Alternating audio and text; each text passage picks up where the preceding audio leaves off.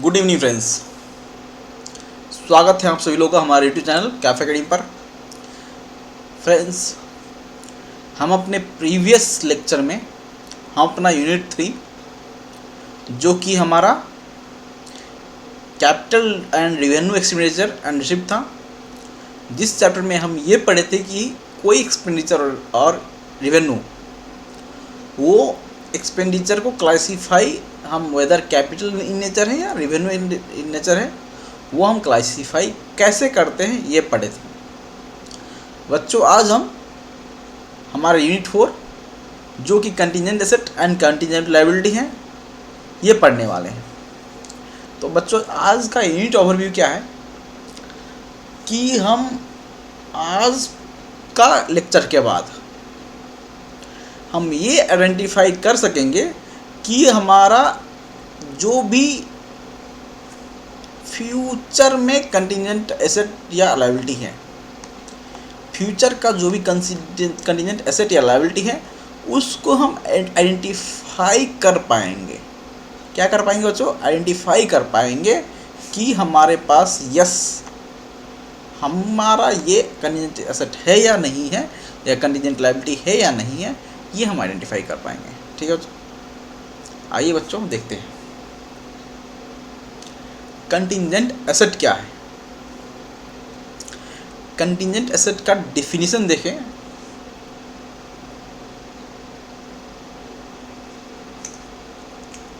तो यहाँ पे दिया गया बच्चों, अ पॉसिबल एसेट, एक second,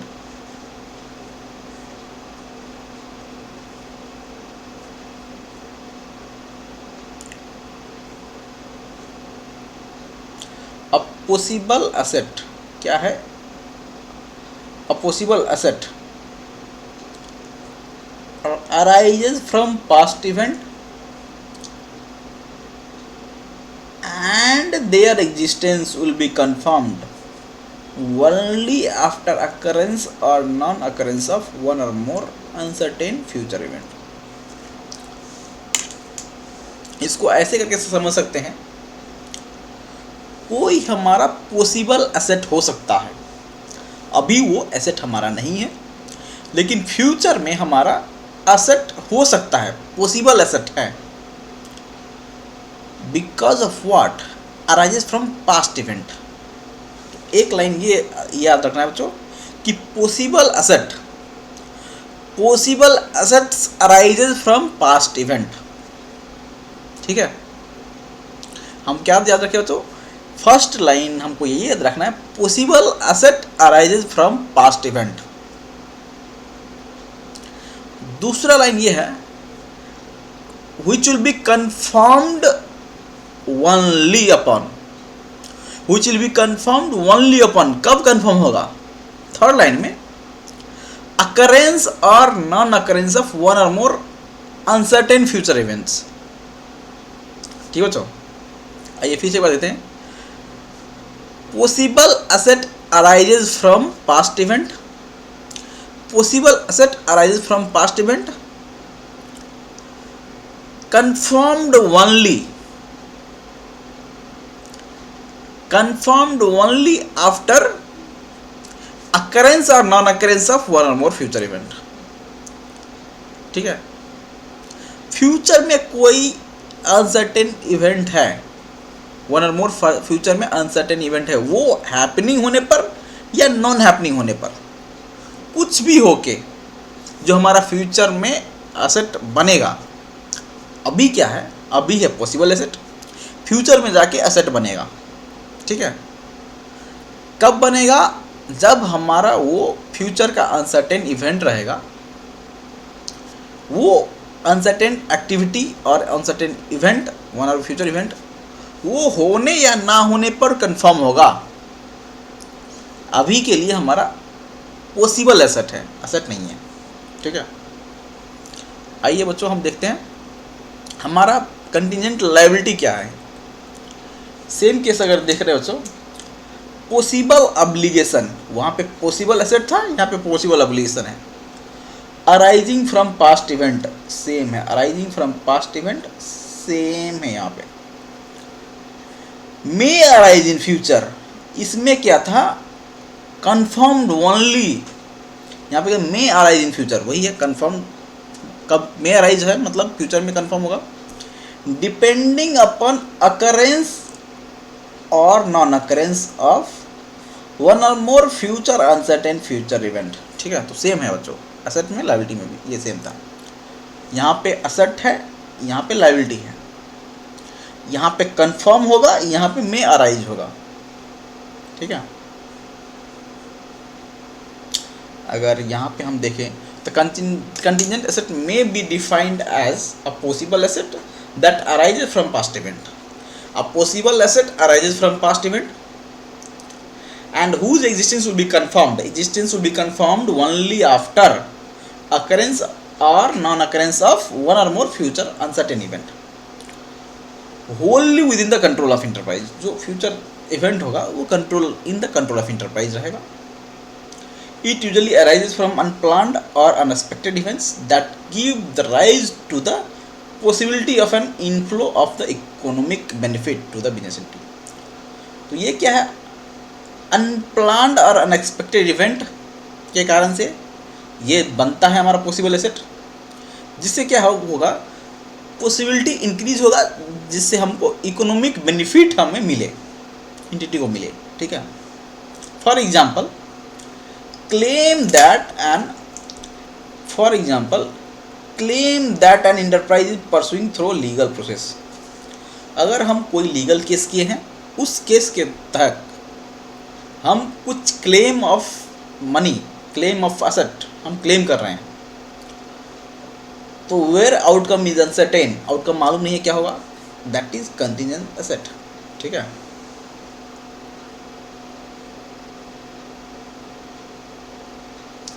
contingent asset need not to be disclosed in financial statement. Contingent asset need not to be disclosed in financial statement, usually disclosed in the report of approving authority, that is board of director report. ठीक है, in case of company, and corresponding approving authority in case of any other enterprise. अगर partnership form है तो partners का जो report रहेगा उस case में वहाँ पे रहेगा। ठीक है, कंटिजेंट लायबिलिटी यहाँ पे सेम डेफिनेशन दिया गया जो हम देखे हैं, possible obligation that arises from past events, existence of which will be confirmed only by the occurrence or non-occurrence of one or more future uncertain event, wholly within the control of enterprise. ठीक है, अभी क्या है देखो बच्चों, possible obligation arising from past event but not recognized। ये क्यों नहीं रिकॉग्नाइज कर रहा है, but not recognized because it is not probable that an outflow of resource embodying economic benefit will be required to settle the obligation. It is not probable, ये probable ही नहीं है कि हमें इकोनॉमिक बेनिफिट आउटफ्लो हो। ठीक है, to settle the obligation, तो वही probable ही नहीं है, जिसका probability नहीं है तो हमको कैसे उसको रिकॉग्नाइज करें। Reliable estimate of the amount of the obligation cannot be made, अभी अमाउंट ही मालूम नहीं है हमको, या हम अमाउंट का एस्टिमेट भी बना नहीं सकते हैं। एस्टिमेट जो होता है कि हम ये बता पाएंगे कि अंदाज़ा इतना अमाउंट रहेगा, तो वो हम अंदाज भी नहीं लगा सकते हैं, जो हमको मालूम ही नहीं है, तो वो हम कैसे बोलेंगे हमारा कि हम इसको रिकॉग्नाइज करें। तो इस दो कारण से हम रिकॉग्नाइज नहीं करते हैं contingent liability. For example, mister X sells machine to Y, any damage incurred by Mr. Y while using the machine need to be compensated by Mr. X. Obviously, अगर Mr. X Mr. Y को machine बेच रहा है, अगर वो machine use करते वक्त कुछ भी डैमेज Mr. Y को मशीन के कारण से, तो ऑब्वियसली X को कंपेंसेट करना पड़ेगा, ये नॉर्मल है। A few days later from the date of sale of machine, mister X received a notice from mister Y. Mister कुछ दिन के बाद अब सेल, मिस्टर वाई ने नोटिस दे दिया मिस्टर एक्स को, क्लेमिंग दैट 20 लाख डैमेज क्या नोटिस दे दिया कि मेरे को 20 लाख का डैमेज है उस मशीनरी के कारण से, तो आप मेरे को डैमेज दो, क्लेम कर रहा है। The notice mentioned that a worker met with an accident during the use of the machine and it is required to be compensated. एक हमारा वर्कर का एक्सीडेंट हो गया while using that machine and उसको हमें कंपनसेशन देना है। भाई 20 लाख हो रहा है, आप मेरे को दे दो, ये करके नोटिस भेजा है। अभी देखें, receipt of notice does not suggest that mister X is liable to pay, although this needs to be investigate करना बाकी है एंड कन्फर्म्ड। ठीक है, इन्वेस्टिगेट करना बाकी है, कन्फर्म करना बाकी है। As whether the damage arose due to any defect of the machine, ये हमें इन्वेस्टिगेट करना है। और is due to negligence while operating the machine, ये हमारा मशीन के कारण से आया है या मशीन यूज करते वक्त नेग्लिजेंस के कारण से आया है, मशीन का डिफेक्ट है या नेग्लिजेंस है। Although the receipt of notice results into an event which requires recognition of contingent liability, since there is a possible obligation and that can only be confirmed in future। अभी क्या है, past event ये था कि हम उसको cell बेचें, हम मशीन बेचें, मिस्टर एक्स ने बेचा है मिस्टर वाई को। ठीक है, पास्ट इवेंट ये हुआ। पॉसिबल ऑब्लिगेशन क्या है, कंपनसेशन देना पड़े। ठीक है, which may arise in future based on occurrence or non-occurrence of one or more future uncertain event। वही है, investigation may arise or may not, so it is my contingent liability। ठीक है, यहाँ पे कुछ और अब एग्जाम्पल भी दिए गए हैं, आप देख लेना एक बार। यहाँ पे क्या बोला गया बच्चों, an enterprise should not recognise, क्या है, should not recognise a contingent liability in the balance sheet, however it is to be required to be disclose in the notes of accounts unless the possibility of the outflow of a resource importing economic benefit is remote. इसमें क्या कर रहे हैं बच्चों, हम contingent liability को balance sheet पे record नहीं करते हैं क्योंकि हमारा कंटीजेंट लायबिलिटी है, जो कंटीजेंट है, जिसका कन्फर्म हुआ ही नहीं है। बट अगर प्रूडेंस कंसेप्ट देखें तो ऑल फ्यूचर लॉस को हमें रिकॉग्नाइज करना है, तो उस केस के लिए सिंस हम यहाँ पे कंटीजेंट को रिकॉग्नाइज नहीं करेंगे, लेकिन हम अपने नोट्स ऑफ फिनेंसेस में डिस्क्लोज कर देंगे, यही बोल रहा है बच्चों। Distinction between asset and liability वही है, फ्यूचर एसेट है, ये फ्यूचर लायबिलिटी है, और कुछ भी नहीं मेजर डिस्टिंक्शन है। यहाँ पे एक डिफरेंस दिया गया है बच्चों, प्रोविजंस और कंटीजेंट लायबिलिटी में। प्रोविजंस क्या होता है, कंटीजेंट लायबिलिटी का क्या होता है। कंटीजेंट लायबिलिटी तो हम ऑलरेडी देख चुके हैं बच्चों कि हमारा कंटीजेंट लायबिलिटी पॉसिबल ऑब्लिगेशन है, possible obligation arises from past event. ठीक है, may or may not utilise depending on occurrence or non occurrence of one or more future uncertain event. ठीक है, वो हम देख लिए हैं। लायबिलिटी क्या है, प्रोविजन क्या है, प्रोविजन इज प्रेजेंट लायबिलिटी, इसमें क्या है, पॉसिबल लायबिलिटी, पॉसिबल ऑब्लिगेशन, इसमें present liability of uncertain amount uncertain है यहाँ पे, which can be measure reliably by using a substantial degree of estimation. हम एक एस्टिमेशन करके रिलायबली हम मेजर कर पाएंगे उस अमाउंट को, वो हमारा प्रेजेंट लायबिलिटी है। जस्ट अमाउंट को हम मेजर नहीं कर पा रहे हैं, वही है इसमें दिक्कत प्रोविजन में, उसका हम एस्टिमेट बना सकते हैं। Provisions meet the recognition criteria, recognition meet कर रहा है, हम प्रोविजन को रिकॉग्नाइज करेंगे, रिकॉर्ड करेंगे। Contingent liability fails to meet the obligation, meet the same, fails to meet the recognition criteria. ठीक है, management estimates, if the management estimates that it is probable that settlement of an obligation will result in outflow of economy, it recognize a provision liabilities। ठीक है, अगर management estimate कर लिया it is probable that settlement of obligation will result in outflow of economic resource, ये हमें provision को record करता है, रिकॉग्नाइज करता है। if the management estimates that less likely that economic benefit will economic benefit will outflow the firm to settle the obligation. It is discloses the obligation in contingent liability. तो contingent liability क्या है? It is less likely that economic benefit will outflow. इसमें क्या है? इसमें obligation probable that, ठीक है, includes the present obligation. इसमें क्या है?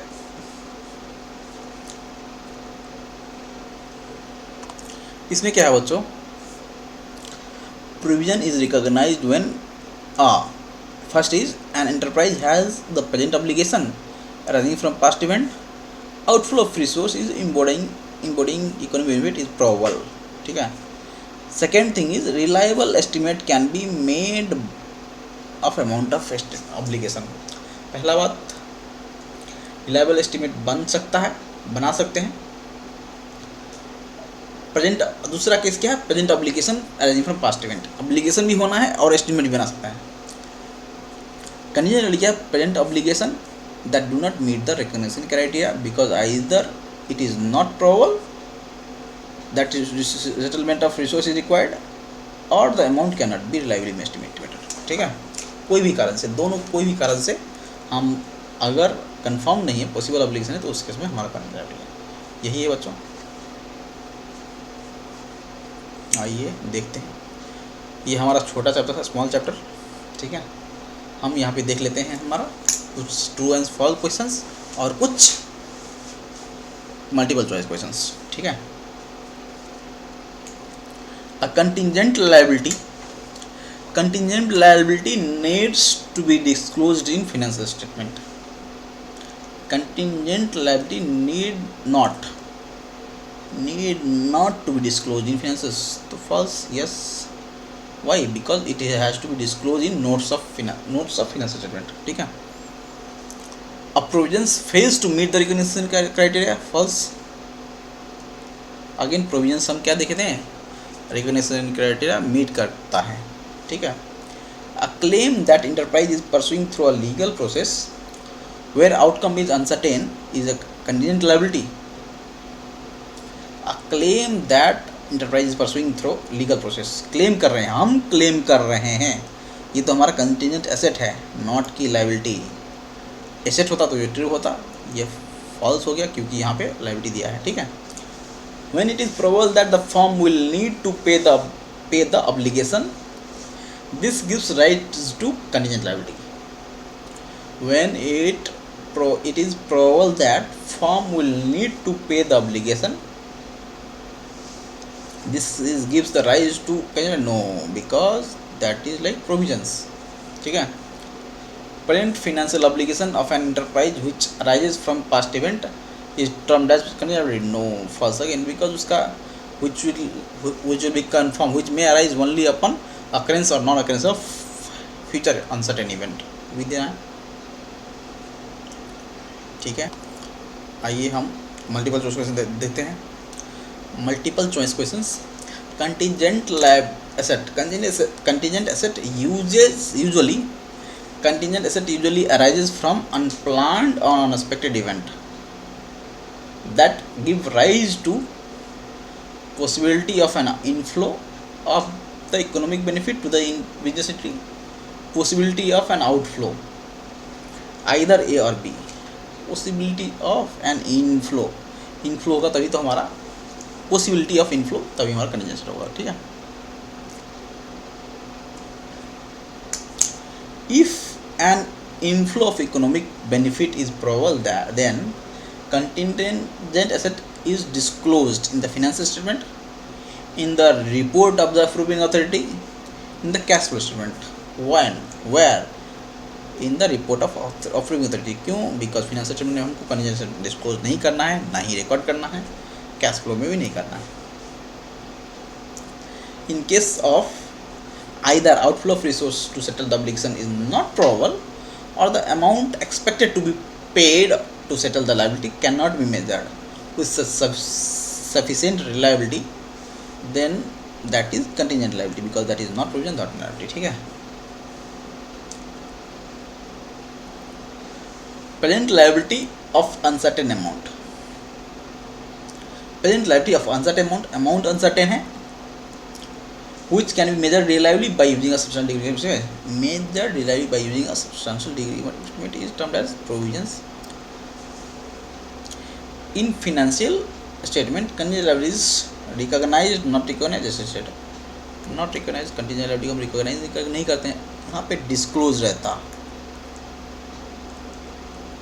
यहाँ पे डिस्क्लोज रहता तो हम डिस्क्लोज में क्लिक करते हैं, यहाँ पे रिकॉग्नाइज नॉट रिकॉग्नाइज रजिस्टर्ड है तो यहाँ पे नॉट रिकॉग्नाइज।